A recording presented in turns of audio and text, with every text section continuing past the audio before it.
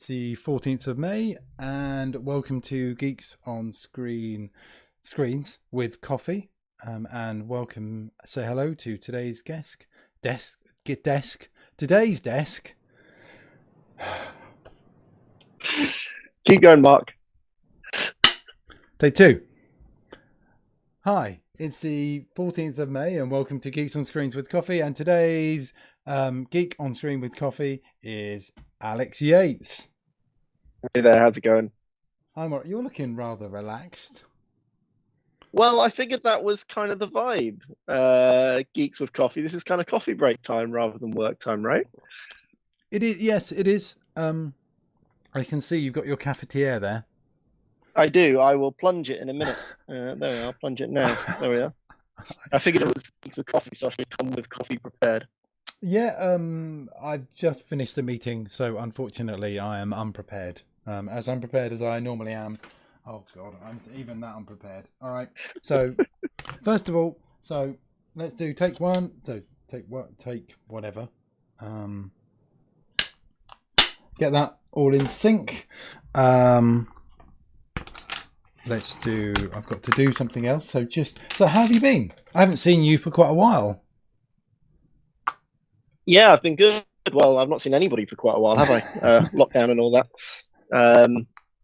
But even before that, because I've got a little baby now, and so when Emma got pregnant, I deliberately tried to change the way that I do business to be at home a lot more than I was before. So I've been doing a lot of online eventy type things, and I did do a few on-prem conferences and stuff this year, but half of them got cancelled because of COVID.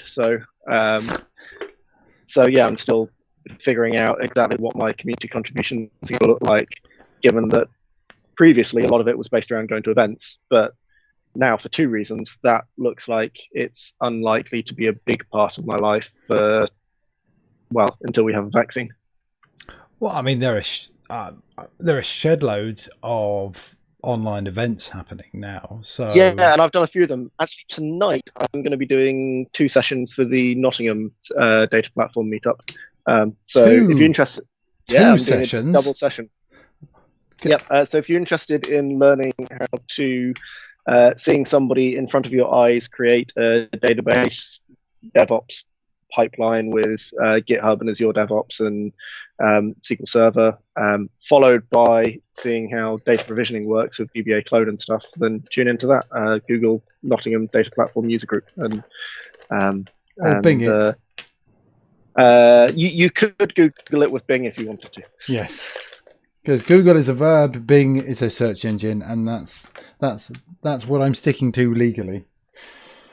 Oh, so actually, how's your lockdown been? Have you been sheltering, or have you just been hiding away? To be honest, it's not been that big. Like, I already work from home, right? So this has been my office for the last year, since we renovated, and so actually that's not been a big change. I've kind of been lucky that when I shouldn't use the word lucky in the context of a bunch of horrible stuff happening right now, and but I've been relatively shielded from it, because when we had the baby, I'd already deliberately planned to change to a few slightly longer contracts than I normally take that I can do from home, just so I can be around more and help with childcare and stuff. And what, less consultancy, more contracty type, or is that too simplistic? So I'm doing more coachy, mentory type stuff. Right. So I've got a couple of customers who I'm taking them through. I mean, people use the word DevOps transformation. That's become such a buzzword now. But helping organizations to understand how to go from kind of a traditional waterfall-y, siloed type development environment, and how to adopt the underlying principles rather than just the technical practices associated with DevOps or SRE or pick your buzzword. And so, yeah, it's been a lot of fun because it's also forced me to make sure I really, really understand the underlying principles. So I've been doing a lot of reading. I've been doing a lot of personal development around it, so that I can coach others on kind of how to change their working practices. It's been really fun. Oh, so that's basically a change in your consultancy style and stuff where, well, I presume you were doing more technical consultancy rather than... So beforehand I did a lot of, I will go somewhere to a week and I will build a deployment pipeline for them or with them, which is cool, but there's only so many times you can do the same job over and over again before it gets a bit dull. And also it doesn't really help people solve the underlying problem, because by doing that I'm helping people to adopt the practices, but it's not as easy. But really what's important is understanding the principles that underpin them. And so by switching more to a mentory, coachy type relationship, where I'll have a weekly call with somebody and then kind of a quarterly deep dive where everyone will do some pre-reading and I'll talk them through the content. That help. It's a much more effective way of teaching people to fish rather than giving them a fish. And I think that it's fundamentally a better and more valuable service, and also it allows me to do a lot more working from home, while also having contracts that are kind of 12 or 18 months long, as opposed to contracts that are a week long. So I avoid that peakiness that you often see in consulting, which is really good that I did that, because obviously with everything that's happened with COVID, I know my contracts are good for the next 12 or 18 months and they're somewhat insulated. Whereas if this had happened 2 years earlier, I suspect I would have been affected a lot more, because suddenly all of those trips that I'd got to go out and see this person for a week and that person for a week, they wouldn't be happening, or at least not in the same way.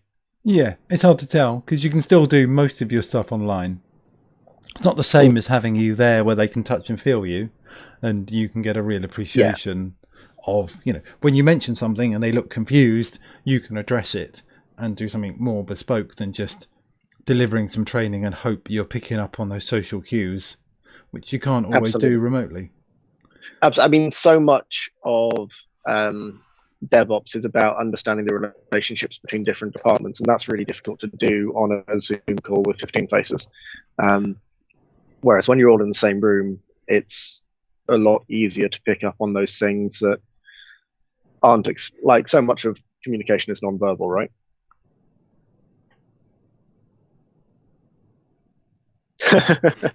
Sorry, come on. I just thought I'd agree with you by not agreeing with you. So there's a bit of noise going on because I'm really disorganised, because we technically haven't started yet. Till I can do this and I can find an E, we haven't started. Now, I take it you haven't seen any of these. You can say yes in a showbiz type way. Oh yeah, I've seen them all. Yeah, I've done my research. I watched one of them beforehand. I watched the one you did with Prathy because it had the most views. Okay. Okay. Welcome, Alex Yates. There we go. Hello. Now we can start. This is where I get grilled and asked some awkward questions that I need to that I'm not going to be very good at answering on the spot without referring to something. There's no prep, there's no script. This is all off the top of my head, just so everyone's aware. Off the top of your head. Now we're in trouble. Yeah, yeah. Well, there's nothing inside. It was a roll off the top. Is that a COVID haircut, or is that? It is a COVID haircut. It is a COVID haircut. I was due to go to the barber's when everything closed, and so my hair was far too long, and I mean not as long and floppy as it has been before. Like a few years ago, I had some seriously poor choices going on, but it was just getting disorganized and flappy. So my wife drank a couple of glasses of wine, got some kitchen scissors out, and while watching some telly, she murdered my hair. And there was a very, very real risk halfway through. We looked at it, and there's a very real risk that I was going to be shaving it all off. But she managed to rescue it. So, it was a proper kitchen scissors job in the front room. So, well, I mean, yeah, My daughter did mine. How old is your daughter? 10. 10. Yeah, I'm not going to ask. It was awful. I did have to go over it again. I'm not going to ask my little boy to do mine. I'm not sure that would be entirely safe. How old is he? He's 11 months old. 11 months. Maybe when they're about 2 or 3 maybe, and then if you give him some scissors, yeah. We had an incident. Definitely not. At that point, he'll understand how to use the scissors, but he won't have any of the awareness that I probably shouldn't chop off Daddy's ears. Well, we had how would you say, an incident with our daughters where one of them gave the other one a haircut. Yeah. Well, I mean, how many kids haven't at some point given themselves a kind of horizontal, slightly slanted fringe by mistake? I think that's a rite of passage for all children. Yeah, no, I don't think it wasn't a mistake. I think it was a deliberate haircut. But she also did her own as well. No eyes were lost. No ears were lost. No fingers were lost. So it wasn't too bad. It's only hair. What's the worst that can happen? People get so hung up about what people's hair look like, and I don't understand the reason why. Like, if Arthur wants to dye his hair blue when he's 5 years old and turn it into it kind of grows into a natural Mohican anyway. It's really cool. But if he wants to dye it blue and shave a Mohican when he's 5 years old, why not? Let him express himself. What's the harm of that? Generally they don't want to go. Generally, I would have thought it would be the parents, because that will do that, because it will be, if you're 5, probably a fad, and you go, yeah, no, let's do that, and then if you don't do it, then they'll forget about it. If they keep going on about it, then maybe. Look, I definitely remember as a teenager getting into trouble with school because I had a long hair phase when I was a teenager as well, and I remember my school did not like the fact that I was a boy and I had long hair. And just thinking back to that, I was like, seriously, why? Why does it matter? So it's okay for a girl but not a guy. Like, who's writing these rules? Society. I might turn that off. Is that going to be? Is that any better? No. You now look like you've taken a leaf out of Andrew Prusky's book and locked yourself in a cupboard. Does Andrew Prusky lock himself in cupboards often? Oh, you must have heard that story. Oh, okay. All right. So this is... All right. No, I haven't. So you're going to have to tell me this story. Well, I think I wouldn't do it justice. I think you need to find an opportunity on a platform to ask Andrew himself. I talked to Andrew last week when we were talking about 8KB. There wasn't enough time to go into individual stories. Well, then you'll have to bring him back on and ask him about cupboards. But I would not want to steal his story. That's for him to tell. No, but it will come better from someone else. So one of the questions that we could hit is the best story you've heard about yourself or someone else. So, as in, if this is a good story about Andrew Prusky, it's a perfect time to tell it.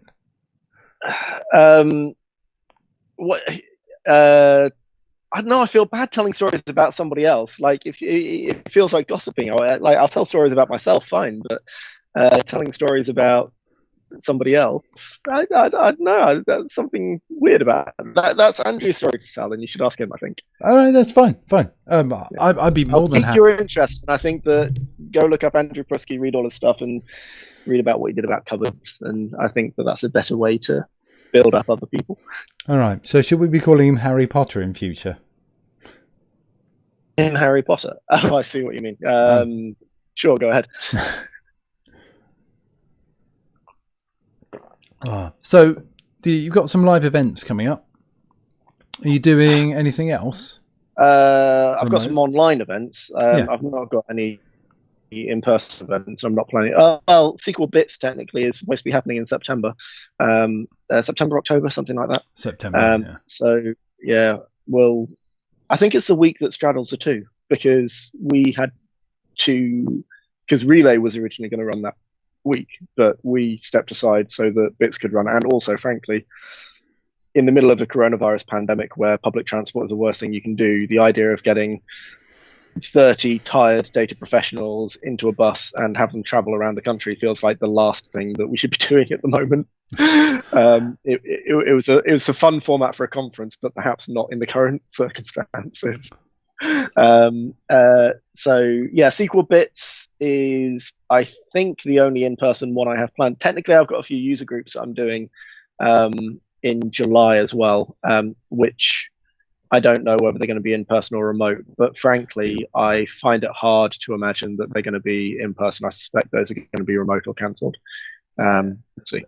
They'll be remote. I mean, there'd be no point, doing them in person unless kind of things have completely settled down, and that may not be till next year or till we actually have a vaccine. Yeah, so we'll see what happens for Sequel Bits as well. Presumably, Sequel Bits, the venue is the Nightingale Hospital, given that it's supposed to be at the Excel. Yeah. So I find it hard to imagine that the Excel. I mean, I don't want to conject about what's going to happen with Sequel Bits, but I find it hard to imagine that we're going to be dismantling the Nightingale Hospital until we are very sure that we're not going to have a second peak, and I can't really see that until there's a vaccine. But maybe I'm wrong. No, well, I've got no idea. It's one of those. We'll see when it happens, I guess. It's there's no guarantee. I guess that's the main thing. We just it will happen when it happens, and if it doesn't, it will just get rescheduled and be even bigger next year. But, I guess with a physical event and something so big, you do have to put a stake in the ground and say, well, we thought about that because so obviously we had to push Relay back, and our initial thoughts were, okay, well, when are we going to do it? And we were initially trying to think, well, let's find another date, but we've kind of paused that for the time being because we recognise that data relay is probably the last, like from a coronavirus perspective, data relay is probably the last thing that we need to be doing right now. Yeah, because you're bussing a load of disease or possibly a load of disease around. We're bussing a bunch of very, very tired and haggard people who are on the same bus, all mixing up seats every day, who are all going to have weak immune systems because they're tired, and we're going to 5 different cities in the UK. It's the sort of thing that 3 or 4 months ago felt like a huge amount of fun, but now kind of the rules of the game have completely changed. I'm really excited about when we'll be able to do it again, because I'm really excited to do it again. And we will be doing it again, probably assuming that whatever new normal comes along doesn't make it a hugely irresponsible thing to do. But at the moment, I just can't see how it's going to be sane to do that physically again. And there's a whole bunch of virtual conferences that have cropped up, so I don't think there's necessarily a need to do something virtual instead. So yeah, I don't know what's going to happen with data relay, but hopefully at some point we can run it again. Oh, cool. I didn't even get you to introduce yourself, because we've talked about data relay, but not even we'll call it the fun bus, but I know technically it's the data bus. Yep. Because all the fun was removed. And the fun wasn't removed. We just needed to adapt it slightly. It's a really cool vibe. Poking you with a stick. All right, sorry. It's a really cool vibe on the bus now. It's changed from a party bus with loud music to a chilled out, resting. Might have a beer, might not, but kind of the focus is on chat and networking and all of that sort of stuff. All right. Not when I was on it. It was heads down. Let's decompress from the day, do any prep for the following day, go to the next hotel. Well, I mean, that's one of the reasons we don't do the big loud music thing on it anymore, because for some people, they want to release because they've had a busy day in front of people, and for other people, they're just exhausted and just want a bit of quiet time. Or they might want to get ahead on their session for the following day, or whatever it is. They might want to look at their feedback from that day, or catch up on social media. Like, different people have got their own needs. Yeah. We want to respect that. All right. Let's let's get started with the serious questions first. Alex Yates, what's your favourite cheese? Oh, I saw that came up, and I made a note. I need to figure that one out. I like all cheese. Generally, the bluer and smellier, the better. I'm a big fan of Gorgonzola. I discovered a new one recently, Brie-Gonzola. No, it was a Cambozola. It was a cross between a Camembert and a Gorgonzola. It had like the soft creaminess of a Camembert, but also the flavour of Gorgonzola, and it was lovely. That sounds kind of like some Franken cheese. Oh, it absolutely is. Wonderful. All right. You are also an MVP. I am. So, and I think I saw them on one of your walls. Did I see them? I do. So this is my general sitting and reading quiet area in my office. But if we come around like this... This is business time.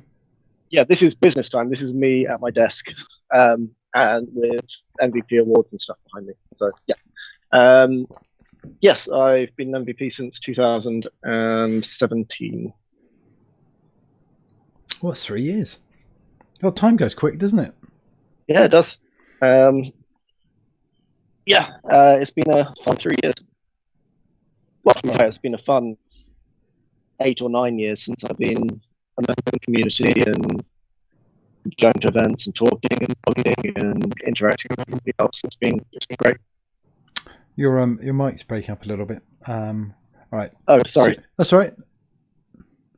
It does occasionally. I think it might be a line of sight thing between.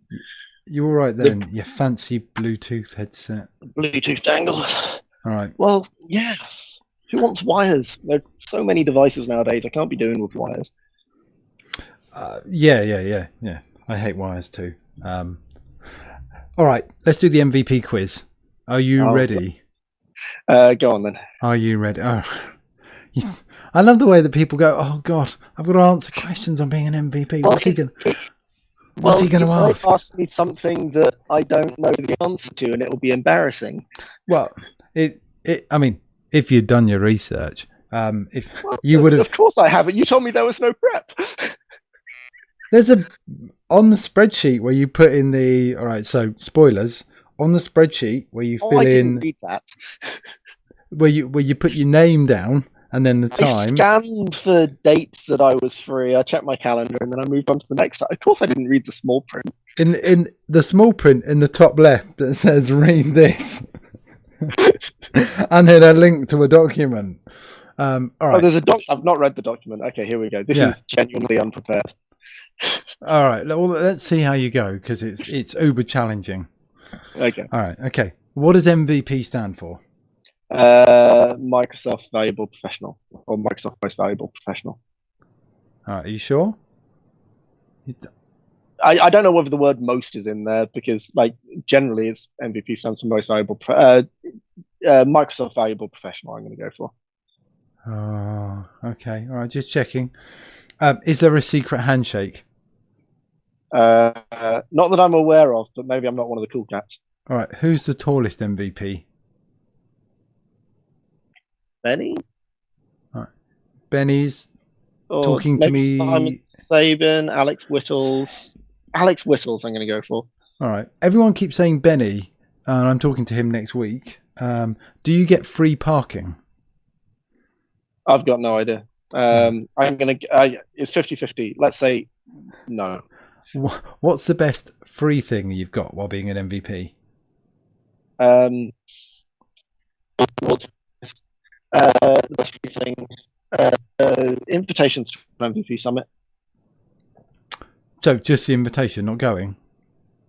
Well, sure. Is that MVP Summit. MVP Summit free? I mean, you still got to pay for hotels and stuff. You don't if you share with someone. Oh, okay. All right. Have you got? Yeah, they give you either 50% off your room, or if you share with somebody. So if there's somebody that you're willing to share with, then they pay for 4 days, which is enough to attend most of the conference. If you want anything else, and you have to pay for it. And obviously, you have to pay for flights and stuff as well. So it's expensive, but but this year it was virtual anyway. So and next year it's going to be virtual as well. So yes, that is completely free. All right. Have you got Bill Gates' phone number or fax number? Of course, we all do. All right. Finish the story. 3 MVPs walk into a bar. Oh, I forgot there was this joke. Out. Yeah. Okay. Now, either someone has snuck a post-it note under the door, or it's just fallen off the whiteboard. Oh, it's probably fallen off. They do occasionally. And the final question is: can you sneak me into the next MVP summit?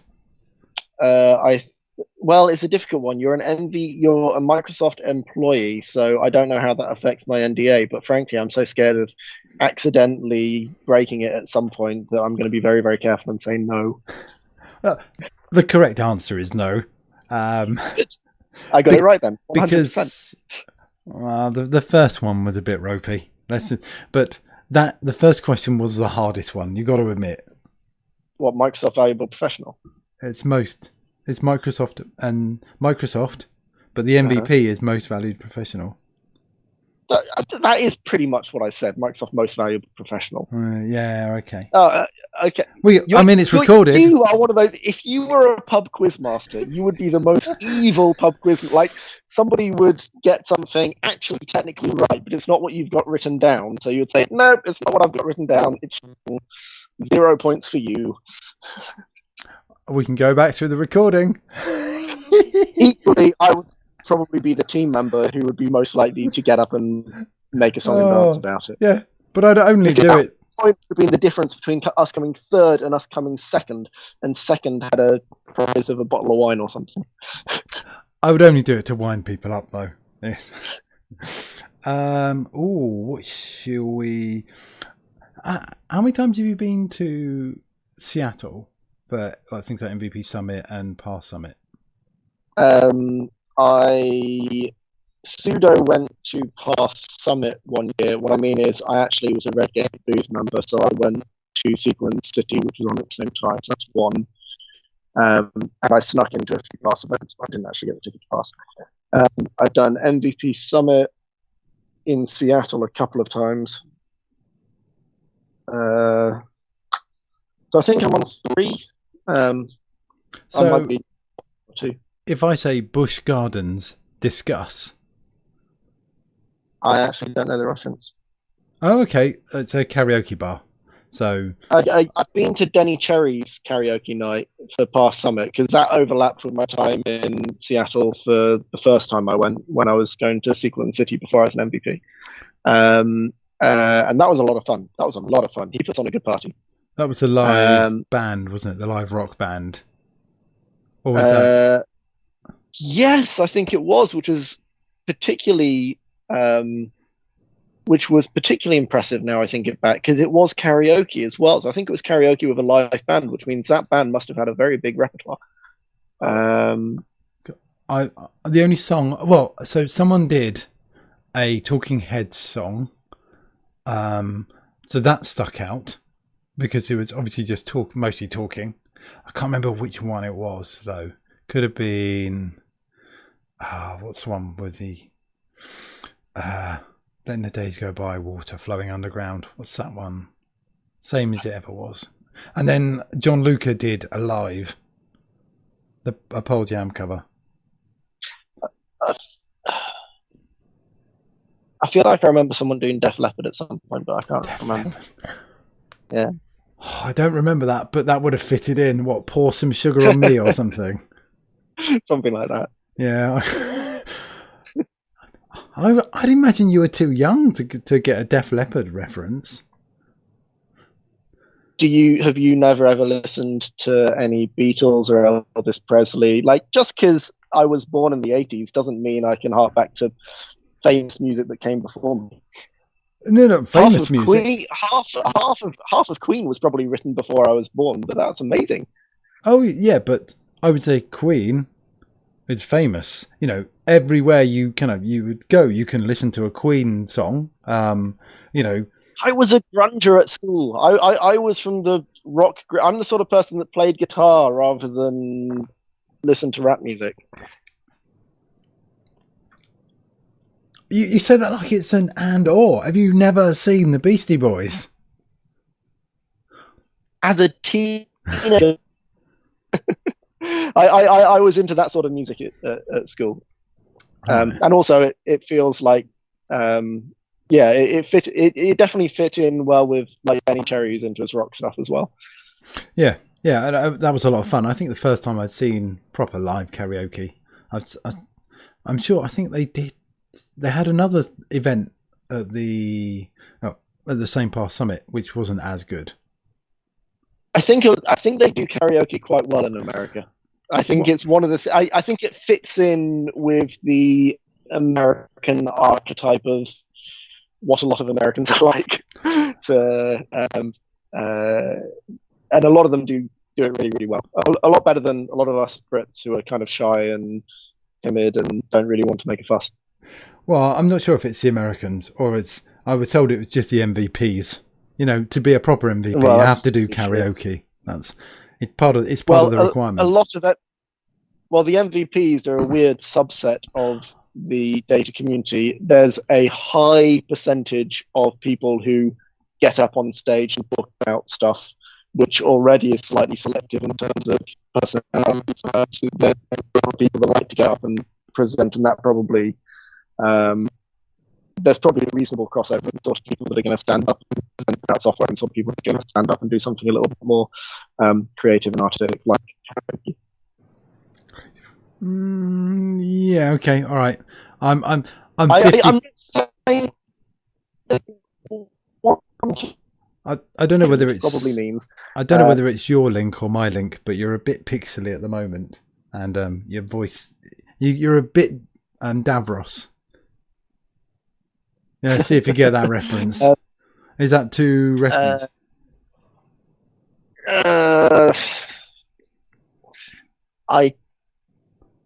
It rings a bell, but maybe I'm too young for that one. I don't know. It's a Doctor Who reference. Oh, He was the leader of the Daleks. Actually, that's better. I can see you now. Doctor Who is the sort of thing that I feel like I would probably like, but I just never really had time into it. Or I've just never had to select it versus other things. You can always make more time for Doctor Who. I don't know. I think time is one of the things that I'm discovering as lockdown has happened and you're a parent is that my most valuable commodity. There's not a lot of it in the day. So you're wearing dark coloured shorts, I can see that, and a grey top. Now, when I had a small child, they were mostly covered in child vomit or kind of food that my daughters had on their hands and then put on my clothes. I remember turning up to work with like little handprints on my clothing. Yes, but today I've not yet had that much interaction with my son because the way my wife and I divide up carrying the work time. This morning I got up early and started work, and I'll pick Arthur up later on this afternoon. All right. Off Emma. So I've got a couple more questions. One is from the Richard Herring emergency question book. Are you familiar with Richard Herring? I'm not, but I can imagine what that book, the sorts of things that book might contain. Yeah, well, I mean, Bob got a question yesterday, and it wasn't suitable for work, or wasn't suitable for earshot of his children. And the other, are we going to be doing not safe for work questions, or are we going to be skipping and picking a different number? Well, it depends. No, they'll all be safe for work. Whether your answers will be safe for work, that is a whole different kettle of fish. And then the other question, which is, who should talk to me next? Who do you think I should talk to next? Doesn't have to be data. It's just someone to have a bit of a chat with. Doesn't have to be someone. Oh, that's a good question. I should have done some pre-thinking about that. All right. So let that mull away. Now pick a number between 1 and 1001, and then 666. We've had 666. That's a good number. I will give you. I'll tell you what it was. Have you ever been at the centre of a Twitter storm? That sounds like something that you would be at the centre of. Uh, Once or twice, sure. But are we going to do that question, or do you want to skip to the? I mean, I'm happy to answer that question, or do you Well, want a different number? well, it depends how good the answer is, but yeah. All right, tell me about your Twitter storms. Uh, in the last month, about a week or two ago, I accidentally offended a few people, and it was a learning experience for me. Oh, I saw your apology. Yeah. So I had an idea for it was a YouTube channel that I was thinking about starting, but I was aware that I didn't have the graphic design smarts to pull it off. So I thought in my and this was the wrong thing to think. I thought, well, look, this is a community thing that obviously I'm hoping there might be a return for it because people might see, oh, I might ask him some questions about DevOps, but I was hoping that I could partner up with some designer who might have a similar reason for getting involved because they want to basically showcase their own work on stuff. And so I tweeted something to the effect of, I've got a community project, does any graphic designers want to partner with me? And the mistake I've made is that by doing that, I was coming up with an idea that was blatantly going to be in my favor. And effectively, I was asking a designer to work for attribution only. And I wasn't aware, but it makes complete sense that designers get really annoyed about that because effectively we're devaluing the value of their work and we're asking them to work for free on a project that is far more likely to benefit me than them. So I learned from that, having ruffled a few feathers, and I said, oh yeah, that makes complete sense. I take that back. I'm sorry. So I apologized for that. So that was a Twitter storm. I probably haven't thought it through that well. But now I understand that, so I'm going to try and not make that mistake. Yeah. To be fair to you on that one, that's because I would have thought the same thing. I'm trying to do something. I wonder whether I might be able to get a designer to help out, and probably would have done the same thing you would have done. I probably wouldn't have done the thinking behind it. The argument against it, which is probably right, is effectively what we're doing is, okay, it's a piece of community work, but it is also a piece of marketing for my company, right?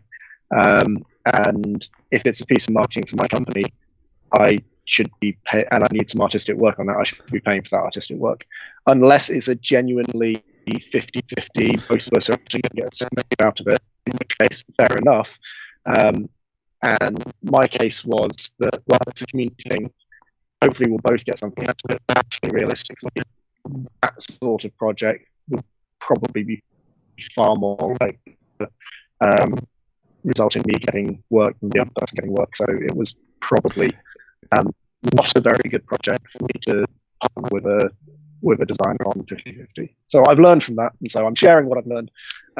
So yes, this week I've been in Twitter storm. I made a mistake. I didn't think something through very well, and I'll hopefully not make that mistake again. Yeah, but we all do that sort of thing. We don't. Yeah. It's not unreasonable to kind of just go to think that. But then when you've got because you don't have that awareness of the other different industries and kind of how much work and effort it would take, and that it's a bugbear they must have. And crucially how their business development models work as well. Yeah. But, we work in if you had said to someone else, I'm doing a project and it was in a data space or whatever, then, that you'd have people going, yeah, no, I'll do that. And that's not how other industries work. Well, yeah, and I was thinking it in the same way. Like, often I get people asking me to submit to their conferences, in which I'm not getting paid for, and which I'm probably paying for the travel to get to and stuff like that. Well, not so much anymore because of COVID, but there's a cost associated with that for me. If anything, a cost of my time, which, as I said before, is a valuable commodity at the moment. Not so much the time to actually present, but the time to travel there. The session. Oh, yeah. Well, you got to prepare the session. You got to practice. You got to travel there. You got to spend the cost, the hotel, evening, whatever. You might be, but then you have the bonuses of you're going to see maybe your friends, people the marketing opportunity for speaking, etc. So. Yes, so the marketing opportunity for somebody going and talking about their specialist subject versus a marketing opportunity for somebody that designed their slides for free is not exactly a fair playing field. And that's what I learned. All right. So, what were these other Twitter storms? Oh, I can't remember. I'm sure I've been in plenty of them. I tend to be reasonably unfiltered on Twitter. I try to filter, but I'm not very good at it. When I'm angry about something, I do, or when I'm emotional about something, I do tend to. I'm not quite as bad as Trump. I mean, you could still start massive Twitter arguments and maybe a war in the Middle East, and still say you're not as bad as Trump. Possibly. I don't think I have enough followers to accidentally start a war in the Middle East. No. Yeah. So I tend to speak for, I think, sometimes. All right. So before we go, who do you think I should have a chat with? Who do you think would enjoy coming on? Well, have you spoken to Chris Unwin? Do you know who he is? The name rings a bell, but no. So, he's a pre-sales engineer at Redgate, where I came from. That's where I met him. And he is one of the most friendly and fun people to talk to. He's lovely. And he also happens to be an expert in the data privacy space. So there'll be also some conversations, especially given at the moment stuff like contact tracing apps, for example, do you go centralized or decentralized? Like there's so many topical debates at the moment where we're trading off data privacy and COVID response and stuff. Like there's a whole bunch of interesting conversations to be had there. And he's a wonderfully lovely man, and he's come from a similar background to me, so I'd like to throw some love his way. All right, cool. Well, I'll talk to him, but I won't talk to him about data security because I'm twisted like that. All right, Alex, thank you for your time. You've been wonderful, and now go and have a good day. And cool, fantastic. All right.